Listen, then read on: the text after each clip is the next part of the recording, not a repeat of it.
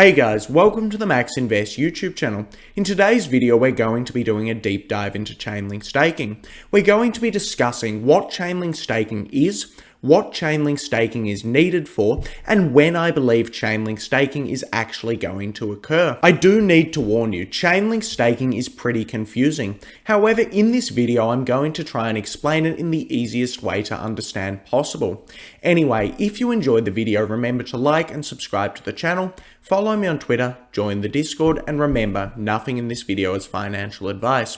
So the reason that I'm discussing Chainlink staking is because Sergey Nazarov recently tweeted out about it. Now, he's saying that Chainlink staking is actually being worked on, and this makes me excited. Of course, if he's talking about it, I really am hoping that he'll start announcing a timeline for it quite soon.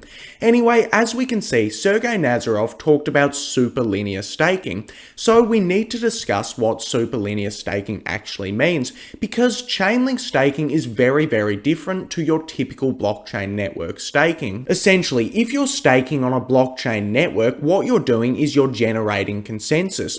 As you stake your Ethereum, you're helping to secure the network, you're getting paid for doing that, and you're therefore giving the network consensus. Now, Chainlink is not a blockchain network, and it doesn't need consensus in the same way that blockchain networks need consensus. Essentially, this means that Chainlink staking is very different. Basically, the main purpose of Chainlink staking is to prevent attacks. Chainlink wants to be securing trillions of dollars worth of value into the future, and for this to actually occur, Chainlink needs to be a more secure network. So this is where superlinear staking comes into play. Also, superlinear staking and explicit staking are the same thing, so if you hear me interchanging between those words, you'll know it means the same thing when I'm discussing it in this video. So essentially, the main purpose of Chainlink superlinear staking is to make it so if an individual wants to attack the Chainlink network, well, they're going to need to pay a lot of money to do so. Essentially, the more individuals that stake their Chainlink and the more Oracle nodes that come up, it's going to be harder and harder for individuals to actually attack the network exponentially. We can see it on this graph right here. Now, I'll go into how this works a bit later into the video. The first thing we need to understand is the role of Chainlink nodes and how these Chainlink nodes can actually be exploited. We need to understand the problem before we go into the impact of staking. The purpose of Chainlink is to actually deliver real-world data onto the blockchain. Now, Chainlink may want to deliver a price feed on-chain. For example, Chainlink may want to tell the blockchain what the price of Ethereum is relative to the US dollar. Now, the way this will work is there'll be a bunch of Chainlink node operators, and these node operators will feed the blockchain the price of Ethereum. Now, what Chainlink will do is Chainlink will take the median value of all of these node operators and provide that value to the blockchain. Essentially, what this will do is it will give the blockchain the most accurate price. Now, this model works very well. This has actually basically meant that Chainlink has been delivering the correct data for a number of years. However, there are a few problems that could arise. For example, what happens if 50% of the nodes are reporting the false value? Well, in the case where 50% of node operators are reporting an incorrect value, this is going to essentially mean that an incorrect value gets delivered to the blockchain, and this will cause a range of different problems. Now, there are some scenarios where nodes are incentivized to do this. The first scenario is where nodes can deliver the incorrect price to the blockchain, and they can actually use arbitrage to profit off that. The next scenario is where nodes are bribed to do this. So someone comes in and they pay all of the Chainlink nodes a lot of money in order to represent or in order to deliver false statistics onto the blockchain for whatever malicious purposes they have. Of course, if these scenarios play out, well, Chainlink is attacked and Chainlink is not very secure. Of course, we want to avoid this, and this is where superlinear staking comes into play.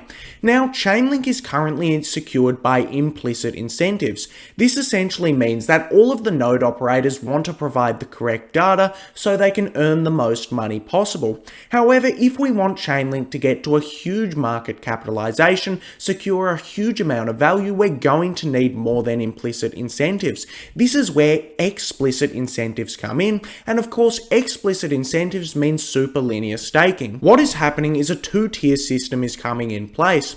Now Chainlink currently has one tier.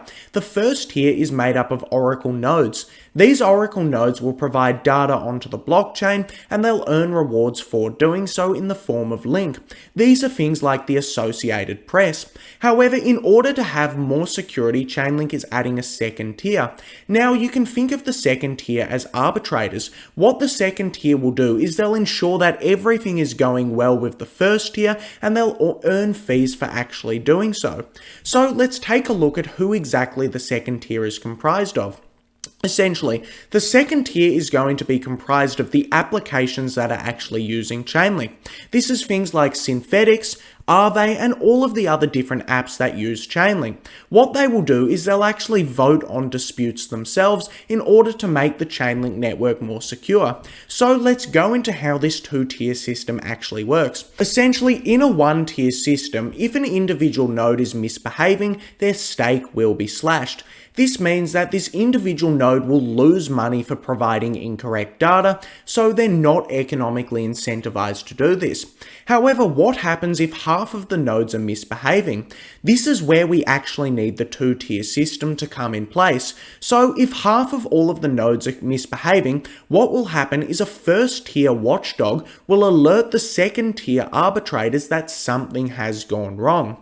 Now, the first tier of watchdogs can be any Oracle node. So the Associated Press could essentially say that all of the other Oracle nodes are doing the wrong thing, and they'll take this dispute up to the arbitrators. Essentially, the watchdog is incentivized to do this, as if the watchdog is correct, the other nodes that are misbehaving will be slashed, and the watchdog will earn all of their money. So what will then happen is the arbitrators will vote on the accuracy of the data. Aave, Synthetics, and all of these other second tier participants will look at what's been happening, they'll decide if the watchdog's correct, and they'll put it to a vote. Now, if the watchdog is correct, he will earn all of the rewards. So one individual could earn all of the slash stake from all of the nodes that are misbehaving. An important thing to point out is that this is very unlikely and this is a last resort thing. However, if Chainlink is going to be securing trillions of dollars in value, we want it to be the most secure network possible, and in my opinion, superlinear staking is a very big positive for the Chainlink network. Now, I want to go back to the original chart because it illustrates how secure Chainlink actually is. Essentially, the more nodes that there are in a network, the more money it costs to bribe an individual. Now, let's illustrate this with an example. Let's say there are 20 different nodes in a network. All of these nodes are working together to provide price feeds on-chain.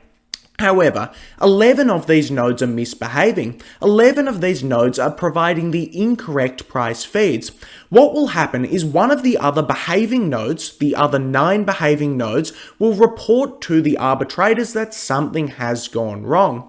Essentially, the arbitrators will look over this dispute, and if something really has gone wrong, the arbitrators will slash all of the money that the 11 misbehaving nodes hold and give it all to the watchdog. Now, let's say somebody wants to actually bribe the watchdog. Well, what they're going to need to do is they're going to need to go to the 9 behaving nodes, and they're going to need to give every single one of these nodes more money than what the entire 11 misbehaving nodes have staked. This essentially means that they'll need to bribe the watchdog with an absolutely absurd amount of money that they will not have. This means that the more nodes that come into a network, the more money a watchdog could earn, meaning the more a watchdog actually needs to be bribed. Now, I know this sounds a little bit confusing, but all it really means is it's impossible to bribe somebody in Chainlink when this upgrade goes off. Because basically, when you get more and more nodes, it costs more and more money to bribe a watchdog. You need to bribe every single behaving node, and you need to provide them with all of the money that they could possibly earn, which is completely impossible to do, and it adds that additional layer of security for Chainlink, which we like to see. Superlinear staking helps out Chainlink in even more ways than just providing extra security. Essentially, the first way that it helps out Chainlink is it achieves economies of scale. all of the individual nodes will have an easier time securing the network when superlinear staking is in place. They'll get more stake and more delegations of stake, which will mean it's a lot cheaper to actually run a Chainlink Oracle node and join a network. Of course, what this is going to mean is more Oracle nodes will be run, more individuals will be using Chainlink, more Chainlink will be staked, and there'll be a big flywheel effect where we should see a lot more adoption for Chainlink. So what this is going to do is it's going to achieve economies of scale, a flywheel effect, and additional economic security. In my opinion, Chainlink superlinear staking is one of the biggest upgrades that is ever going to happen to Chainlink, and I am very, very excited for it. Of course, the main question on everyone's mind is how will we actually stake our Chainlink? Now, the way that individuals will probably stake their Chainlink is by delegating their stake. Essentially, what you'll do is you'll delegate your stake to the 2 tiers, and these 2 tiers will use your stake, and you'll earn fee revenue as a result of that. Now, I'm not 100% sure how this will work, but I assume that individuals will easily be able to delegate their stake to staking as a service providers such as Linkpool and Linkforest. However, none of this is confirmed and there's not much about it in the Chainlink 2.0 white paper. So we're going to need to wait and see what will happen with delegating your Chainlink stake and how you can actually earn some good interest on Chainlink. The last question heaps of people might have is when will Chainlink staking go live? Now, I don't really know when this will happen. However, Chainlink staking has been talked about since 2019 and it still hasn't materialized. When I look into Chainlink staking, I do understand why this is the case. This is quite confusing and it is difficult to get right, so we do need the Chainlink team to actually get this right. However, if I had to make a prediction, I would hope that we get an announcement and staking materialize sometime next year. I was hoping for an announcement before the end of this year, and I still am, however this may not come. Of course, my guess is as good as yours when Chainlink staking will come out. I guess we'll just have to wait and see. Anyway, to conclude this overall, Chainlink staking will be huge for Chainlink. What it's going to do is it's going to add so much extra security that it will basically make it impossible to attack the Chainlink network. Of course, if we want the biggest decentralized Oracle network bringing all of the data on chain, we need this to actually happen. Some of the other Oracle networks have Chainlink staking, but they don't do it in this way. They're not doing it the correct way, and Chainlink is going the right way about this. Anyway, this brings us to the end of the video. If you enjoyed the video, remember to like and subscribe to the channel, follow me on Twitter, join the Discord, and thanks for watching the video.